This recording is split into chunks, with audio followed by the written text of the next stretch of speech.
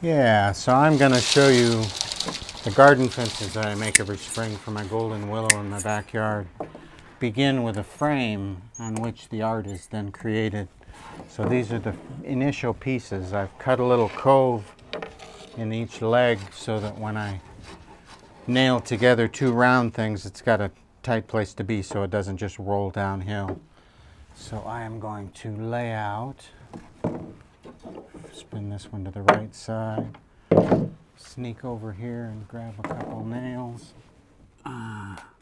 Obviously I've got a lot of little bends with different sizes depending on what diameter at the moment you're nailing together with what other diameter. So I'm going to grab a few, get a couple of these bigger ones, shove them in my mouth, lay this one out, lay this one out, determine which way I want it to be, to hit the center of both of these rounds without splitting too badly.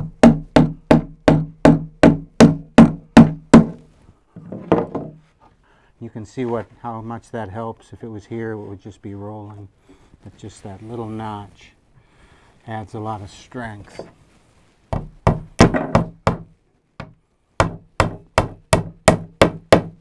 I am going to grab this guy. It could be this way. I think I'd rather have it this way. It's got a nice sweet little curve. Kind of see that this is about where I want it. You can see I've angled this a little bit. If you hammer things together when they're straight in, then it will pop out easily. But if you're gonna, eventually I'll put two nails in every little joint. Theoretically, at least one of them will have a good angle on it so that it will give it a lot of strength. It's kind of called toenailing, what people in construction do to get things to stay stronger. So you saw I got that one from that angle. Now I'm going to come from this angle and get this one. And now you've got a quite strong joint. And I'll come back to all of these and put a second nail. I'm always trying to hit near the center of the two twigs as best as possible, so it doesn't split too much. The greener the material or the fresher cut, the less splitting you'll get. This is some that was cut a couple months ago, so it's not quite as fresh, but it's still fine. Right, so that's got those four pieces put together. Then I normally flip it over. Just like a bookcase, you can see when something doesn't have any angle to it, it will rack, what they call racking. So I'm getting it to where I like it, nice and square. Then I'm going to take some of these pieces and put some more of the frame together. So it'll have a little more strength. Again, trying to got a little bit of shake that's coming into my life, and it makes things a little more difficult. But it also, if you look for the gift, it puts me in the moment. I'm trying to focus. It helps if you push down so that you're actually touching the bench. Then it's a lot more solid. If you try to hammer while it's up, it's just a bouncy endeavor. Doing my angle. Some of them are kind of abstract flow. Some of them are writing words with them. Writing things like love or hope or peace. Endless possibilities. This year I was actually going to teach a class here right when I had got the willow cut, but my timing was such that I had the class list of people all set, and then we closed down because of the COVID virus. So I built them this year, but next year we could all be doing this in my driveway, in my backyard. So you can start to think, what would I like to create if I was making one of these fences? So it's easier for me, since I'm right-handed, to flip it around so I don't have to go backwards with my hammering. If I simply turn it this way, I'm the opposite direction. I can come back and put those second nails with the way that's easiest for a right-handed person to come this way. If you start with a strong structure, it will have a lot longer life and not be wobbly from the beginning.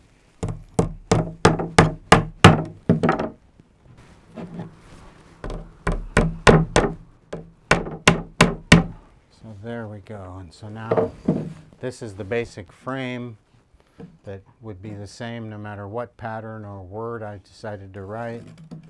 It all begins at this place.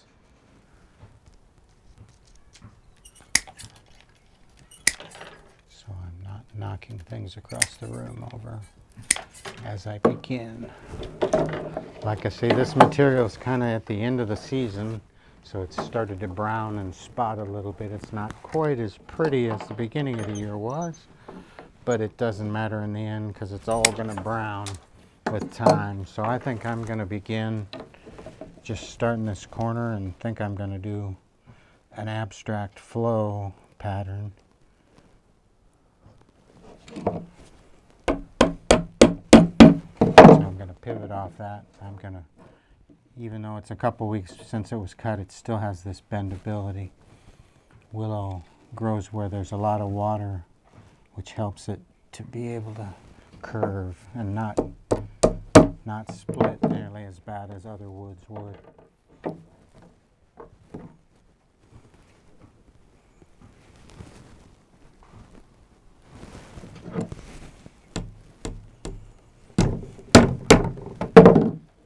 Beginning,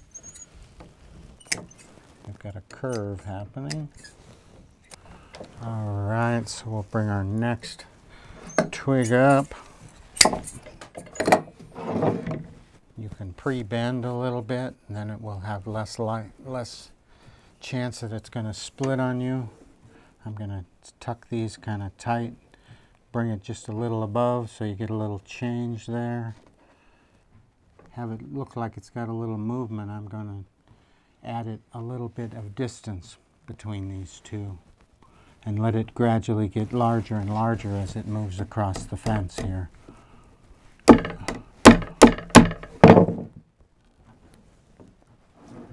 it way up here. Pre-bend it a little bit. Bring it up a little further. Each time you set a nail, you're kind of looking at this diameter and that diameter, trying to pick a nail size that will solidly go into both of them, but not too far through on the other side, so you don't have little points sticking out too badly to catch your skin on later.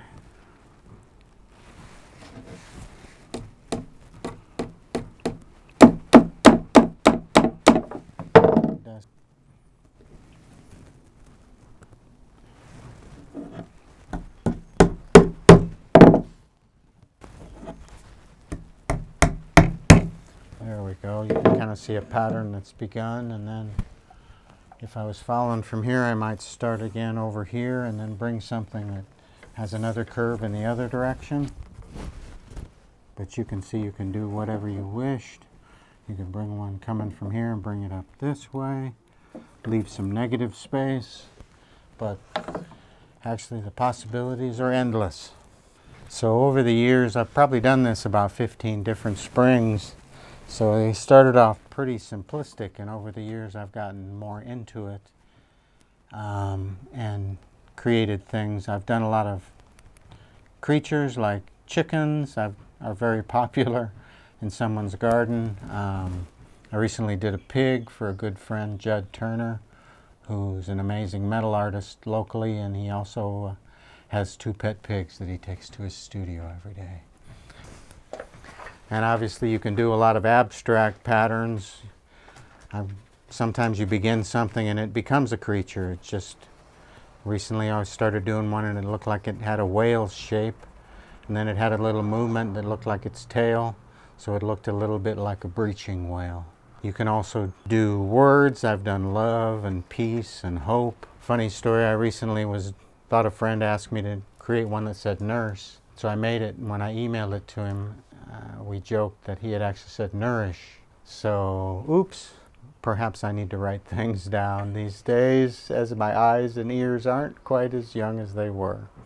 But in the end, I have something in the front yard that says, "Thank you, nurse," and I created a nourish for Grace and Jason.